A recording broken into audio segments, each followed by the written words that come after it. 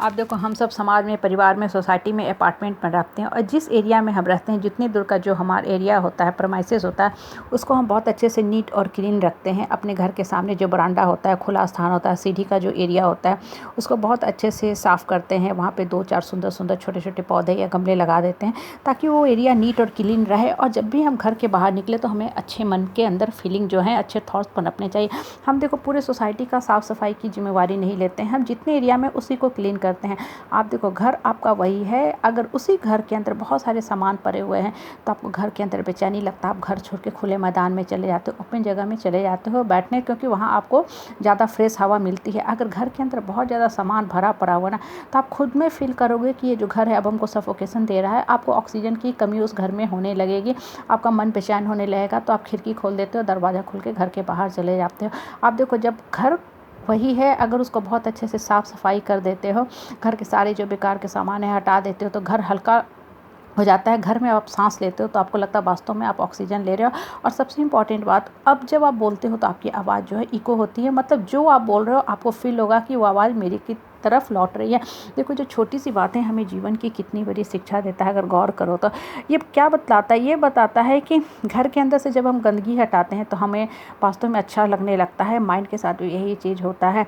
आप जिस समाज में, परिवार में, परिवेश में रहते हो ना, सबसे पहले अपने एटमॉस्फेयर को क्लीन करो। एटमॉस्फेयर का मतलब सिर्फ एक्सटर्नल साफ सफाई से नहीं है।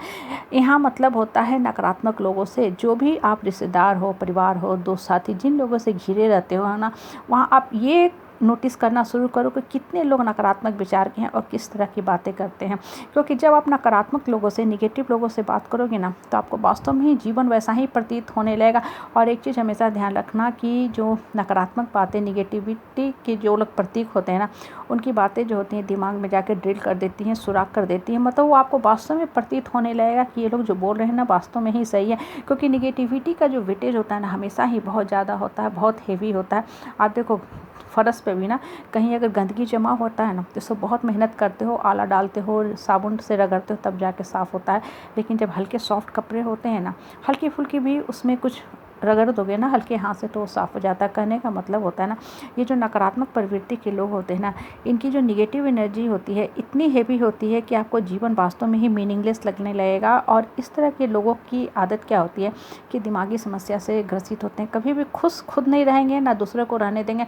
अगर आपका जीवन में सब कुछ अच्छा चल रहा है, पॉजिटिव चल रहा है, आप जीवन को मीनिंगफुल बनाना चाह रहे हो, उठना चाह रहे हो, लाइफ का एक अच्छा प्रोटोकॉल मोटो लेके जी रहे हो, आप अपने जीवन से, दोस्त साथी से बहुत खुश है, तो इनसे बर्दाश्त नहीं होता। क्योंकि इस तरह के जो भी लोग होते हैं ना, बहुत ईर्ष्यालु, कुटिल प्रवृत्ति के होते हैं। लो सेल्फ डाउन, इनके अंदर जो थॉट्स होते हैं बहुत तेज़ स्पीड से रन करते रहते हैं, भागते रहते हैं। तो इन्हें कभी भी दूसरे की खुशी बर्दाश्त नहीं होती। बहुत ही स्वार्थी प्रवृत्ति के होते हैं। इस तरह के लोगों से हमेशा डिस्टेंस और फाइंड स्पेस रखा करो, नहीं तो होगा क्या कि ये अपना तो जीवन बर्बाद कर ही देते हैं, दूसरे के भी जीवन से खिलवाड़ करना शुरू करते हैं। और कभी भी लोगों को अपने साइकोलॉजी से, मन के इमोशन से खिलवाड़ करने मत दिया करो। देखो, जब नकारात्मक बातें बोली जाती हैं ना, तो वो चीज़ें सिर्फ मुँह पे शब्द के रूप में नहीं आती हैं, वो आपके माइंड में जा कर के एक trauma, fear, suffocation, suppression, anxiety, depression वाले जो सारे जो एक्टिविटी होते हैं वो चीज़ क्रिएट करना शुरू करते हैं। और इससे क्या होता है, माइंड के अंदर एक स्कार बनता शुरू होता है, आपका आत्म स्वाभिमान गिरता है, आपके अंदर की जो डिप्लीट एनर्जी है डिप्लीट होने लगती है, ड्रेन आउट होने लगती है। जो एनर्जी जो है बहुत ही वैल्यूएबल है आपको जीवन में उठाने के लिए। इसलिए हमेशा अपने आसपास का जो समाज में जहाँ आप रहते हो, हमेशा कोशिश रखा करो कि आपकी जो साथी संगति है, आपकी एटमॉस्फेयर, इन्वायरमेंट कैसा है। और हमेशा अपने आप में परिवर्तन लाने की कोशिश किया करो। समाज को, इसको उसको कभी परिवर्तित करने का कोशिश मत किया करो।